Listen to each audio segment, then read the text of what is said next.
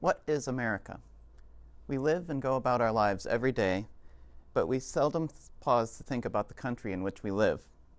What difference does it make that we are here and not in some other part of the world? Would our lives be different? Would we be different? Many people like to claim that America is special, that no other nation on earth is like it, and that it should be preserved as a light for all mankind.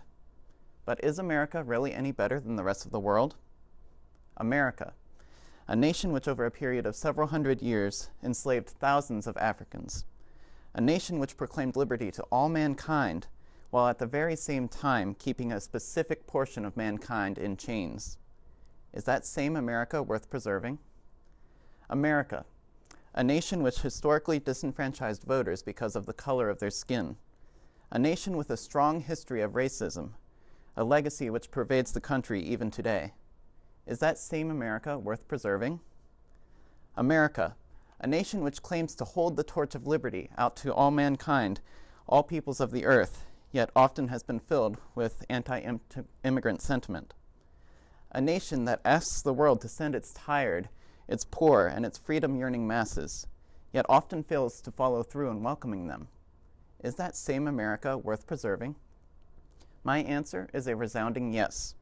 The same country which possesses these problems also possesses the spirit to solve them. Great statesmen fought to abolish slavery until that end was reached.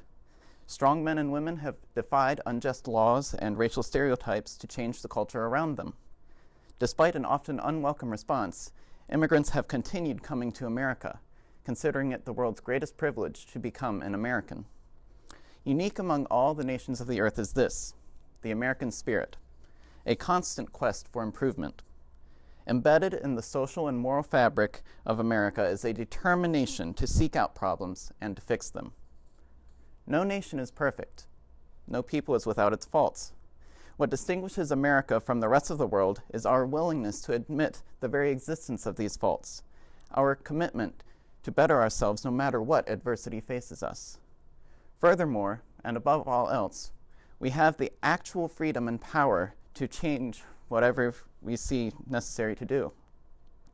The first words of our Constitution embody the American spirit. We, the people of the United States, in order to form a more perfect union. Power is vested in us, the people, to constantly work towards our own betterment. We are not defined by perfection, but rather by our quest for perfection, a quest that we have the freedom to pursue.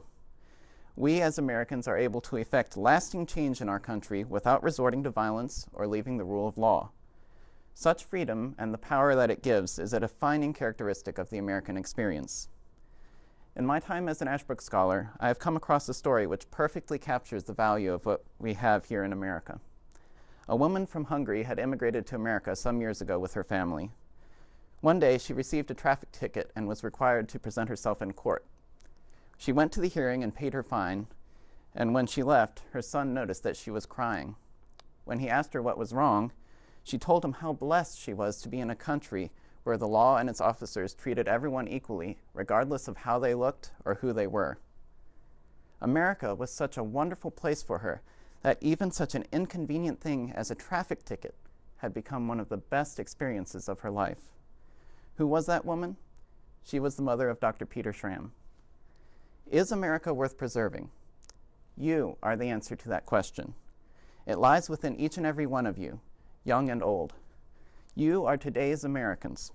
The worth of America as a nation depends on your willingness to continue what every generation before you has preserved. I leave you with this quote from the man who inaugurated the very Ashbrook Center in which we stand today. Freedom is never more than one generation away from extinction. We didn't pass it on to our children in the bloodstream. It must be fought for, protected, and handed on to them to do the same, or one day we will spend our sunset years telling our children and our children's children what it once was like in America when men were free. Thank you.